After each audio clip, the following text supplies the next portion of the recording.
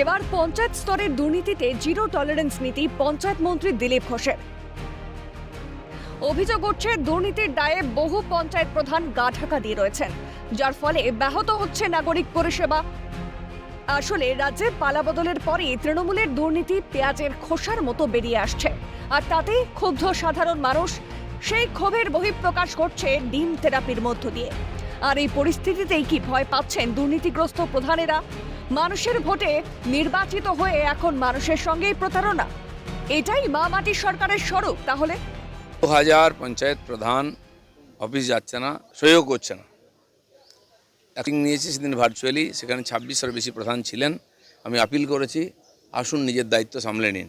3 মাস 4 মাস আপনারা অফিসে যাননি, সাধারণ মানুষ ক্ষতিগ্রস্ত হচ্ছে, তারা একটা সার্টিফিকেটের জন্য ঘুরছে। আপনাকে ভোট দিয়ে জিতিয়েছিল, তারা ভোট দিয়েছেন না জানি না, আপনারা জিতেছেন, মানুষকে পরিষেবা দেওয়ার জন্য একটা দিন। তারা ডিমের ভয় হয়তো যাচ্ছে না। আমি বলছি ডিম তো কিছুই না, বাড়ি ঘেরাও করে ইট মারবে লোকে। আর যদি আপনারা না আসেন, হয় রিজাইন করুন, নাহলে দপ্তরে আসুন, সুরক্ষার ব্যবস্থা ইত্যাদি আমরা দেখব। আমাদের সমাজ বিরোধীর মতো ব্যবহার করছেন, সাধারণ মানুষকে কষ্ট দেওয়ার অধিকার কারণেই ভোটে জিতে এসেছি, সরকার চালাচ্ছি। ওরা এটা দেখাতে চাইছে, দেখো বিজেপি জেতার পরে লোকে সুবিধা পাচ্ছে না।